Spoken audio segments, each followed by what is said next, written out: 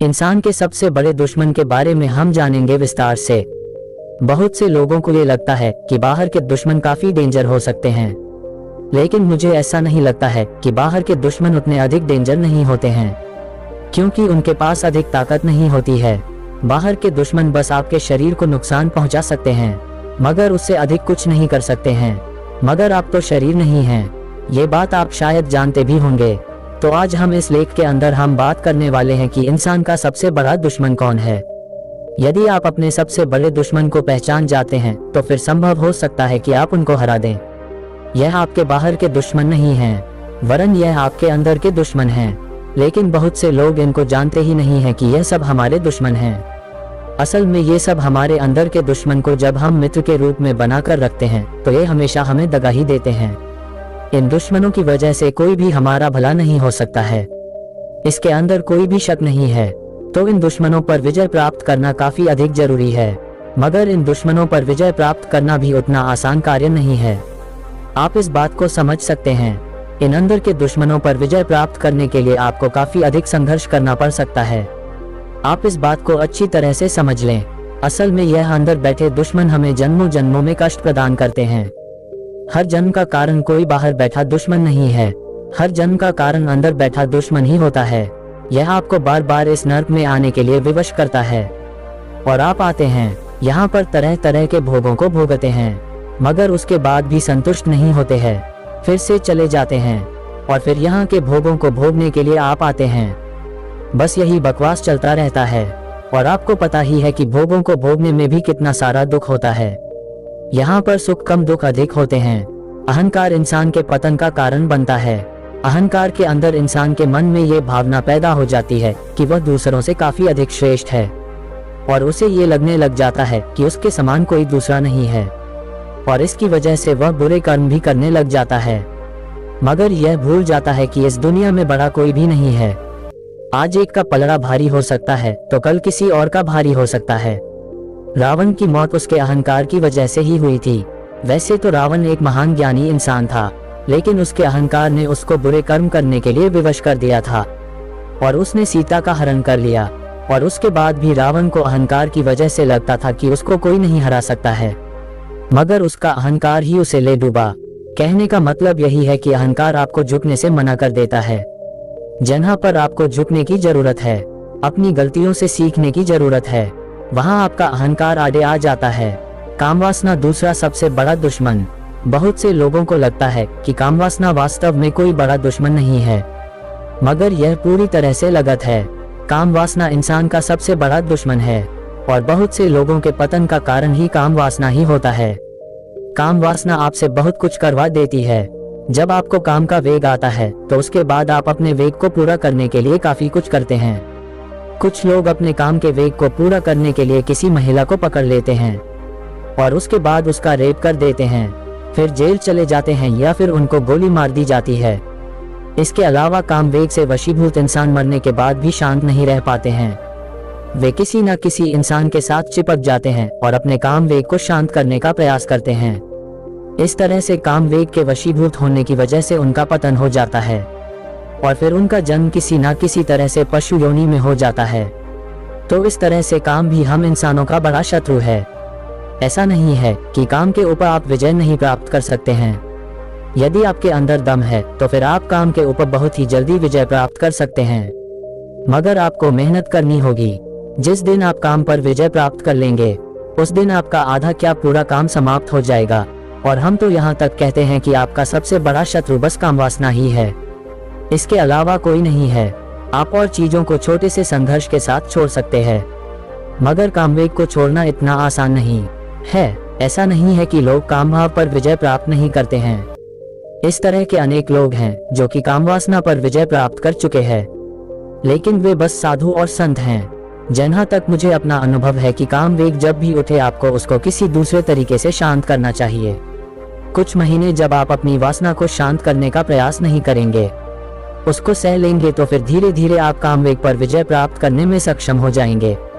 यदि आप इसको बार बार शांत करने का प्रयास करेंगे तो ये शांत नहीं होगा, वरन यह आपको और अधिक परेशान करना शुरू कर देगा। क्रोध इंसान का बड़ा दुश्मन।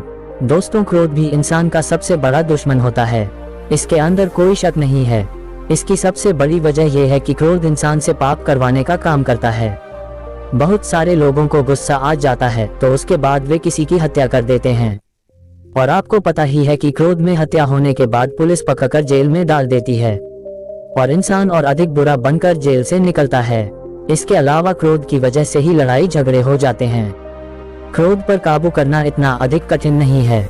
क्रोध के मामले में सबसे बड़ी बात यह होती है कि यह इंसान की बुद्धि पर काफी तेजी से हावी हो जाता है, जिसकी वजह से क्रोध आने पर इंसान के सोचने और समझने की क्षमता नष्ट हो जाती है और उसके बाद इंसान जो कुछ भी करता है वह सब कुछ गलत हो जाता है।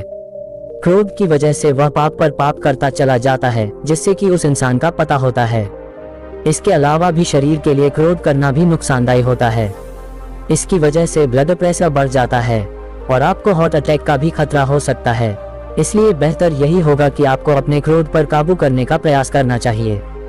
क्रोध पर काबू करने के कई सारे तरीके हो सकते हैं, जैसे कि योग करना या ध्यान करना। इसकी वजह से आप अपने क्रोध पर काबू कर सकते हैं और यह आपके लिए और अधिक आसान हो जाएगा। धीरे धीरे प्रयास करते चले जाएं। उसके बाद एक दिन ऐसा आएगा कि आपको क्रोध आना कम हो जाएगा या फिर आप दिखावे के लिए क्रोध करेंगे। इसके अलावा क्रोध को काबू करने के तरीकों के बारे में यदि आप और अधिक अच्छे से जानना चाहते हैं तो इसके लिए आपको गूगल पर सर्च करना होगा। वहां पर आपको कई सारे तरीके इसको काबू में करने के लिए मिलेंगे, तो आप उनका यूज कर सकते हैं और अपने क्रोध को काबू में कर सकते हैं। लोभ इंसान का सबसे बड़ा दुश्मन कैसे? शास्त्रों के अनुसार लोभ को भी इंसान का सबसे बड़ा दुश्मन माना गया है। लोभ की वजह से इंसान का पतन होता है। यह इंसान को भ्रष्ट कर देता है और यह उसको लालची, स्वार्थी और अन्यायी बना देता है। शास्त्रों में लोभ को कई नामों से संबोधित किया गया है, जैसे कि लालच, लोभी, अतिविकार, अधिकार, मद, स्वार्थ आदि। लोभ मनुष्य को पापी बनाने का काम करता है।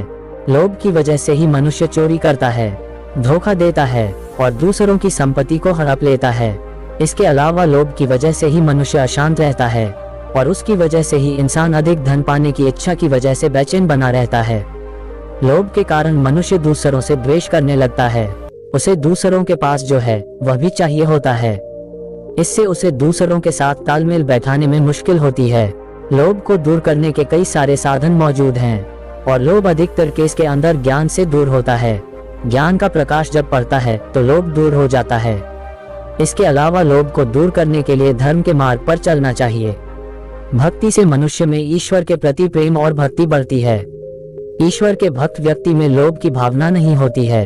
आपने वह एक लालची कुत्ते वाली कहानी सुनी ही होगी। एक टुकड़ा उसके मुख के अंदर था और वह एक नाले से गुजर रहा था, तो उसने अपनी परछाई नाले में देखी। उसे लगा कि वह एक दूसरा कुत्ता है और जैसे ही उसने मुख खोला उसका वह रोटी का टुकड़ा भी गिर गया। यही कहानी मनुष्य की है। एक लोभी मनुष्य कम से संतुष्ट नहीं हो पाता है, उसे और अधिक चाहिए होता है, जिसकी वजह से उसके पास जो होता है उससे भी हाथ धो बैठता है। मोह इंसान का दुश्मन। शास्त्रों के अंदर यह कहा गया है कि मोह भी इंसान का सबसे बड़ा दुश्मन होता है, क्योंकि वह उसको सत्य से दूर लेकर जाता है। यहाँ पर मोह का मतलब होता है किसी वस्तु या इंसान के प्रति आसक्ति। जब इंसान मोह के अंदर फंस जाता है तो उस वस्तु या इंसान को पाने के लिए कुछ भी कर सकता है, फिर भले ही वह गलत ही क्यों ना हो। मोह के कारण मनुष्य कई प्रकार के पापों में लिप्त हो जाता है। वह चोरी, हिंसा, व्यभिचार आदि जैसी बुरी आदतों का शिकार हो जाता है। मोह मनुष्य को स्वार्थी और अहंकारी बना देता है और उसके बाद मनुष्य दूसरों की कभी परवाह नहीं करता है, बस अपने स्वार्थ के लिए ही जीने का काम करता है। आपको बता दें कि मोह इंसान को सुख और शांति प्राप्त करने से रोकने का काम करता है। एक मोहग्रस्त इंसान हमेशा से ही दुखी होता रहता है। शास्त्रों के अंदर मोह को रोकने के लिए कई सारे उपाय बताए गए हैं, जिसके अंदर कि इंसान को ध्यान, योग और राम नाम जाप आदि का प्रयोग करना चाहिए। ऐसा करने से धीरे धीरे मोह छूट जाएगा और इंसान का कल्याण हो जाएगा। ईर्ष्या इंसान का दुश्मन। दोस्तों, ईर्ष्या भी इंसान का सबसे बड़ा दुश्मनों में से एक होता है। इसकी वजह यह है कि यदि आप रियल धरातल पर देखेंगे तो आपको पता चलेगा कि बहुत से लोग दूसरों की तरक्की को देख देख कर काफी अधिक दुखी रहते हैं। उनको दूसरों की तरक्की से जलन होती है और इसी को तो ईर्ष्या के नाम से जाना जाता है। ईर्ष्या जिस इंसान के अंदर घर कर जाती है, उसके बाद उसके रातों की नींद हराम हो जाती है और उसे ये लगता है कि वह किस तरह से दूसरे इंसान को गिरा सकता है। वह उस दूसरे इंसान को गिराने के लिए हर जरूरी कदम उठाने लग जाता है। कई बार तो ईर्ष्या से ग्रस्ती इंसान सामने वाले का बुरा भी करने लग जाता है, और आजकल तो ईर्ष्या काफी अधिक देखने को मिल जाती है। ईर्ष्या के अधिक होने का सबसे बड़ा कारण ये भी होता है कि आजकल के इंसान धर्म मर्म के बारे में तो अच्छी तरह से पढ़ते नहीं हैं। उनको स्कूल के अंदर जो कुछ पढ़ाया जाता है वह किसी काम आता नहीं है। इसी वजह से ईर्ष्या काफी अधिक होती है। याद रखें, कभी भी कोई ज्ञानी इंसान किसी से ईर्ष्या नहीं करता है। जो अज्ञानी होते हैं, जिनको पता नहीं होता है, वे ही ईर्ष्या करते हैं। द्वेष भी इंसान का शत्रु। दोस्तों, द्वेष भी एक प्रकार का इंसान का सबसे बड़ा दुश्मन है। असल में जो द्वेष रखने वाले लोग होते हैं, उनको सही और गलत से कोई मतलब नहीं होता है। उनको बस सामने वाले इंसान के अंदर कमियां ही निकालनी होती हैं। आपको इस तरह के लोग बहुत सारे मिल जाएंगे। द्वेष रखने वाले इंसानों का सदैव ही पतन हो जाता है। द्वेष रखने वाले इंसान अपने फायदे के लिए दूसरों के बारे में बुरी बातें फैलाने का काम करते हैं। इस तरह के लोगों को कोई खुश नहीं कर सकता है। आप चाहे कितना भी अच्छा काम करें, लेकिन आपसे द्वेष रखने वाले लोग आपके बारे में और आपके काम के बारे में हमेशा ही गलत ही बोलेंगे। द्वेष रखने वाले लोगों को कभी भी संतुष्ट नहीं किया जा सकता है।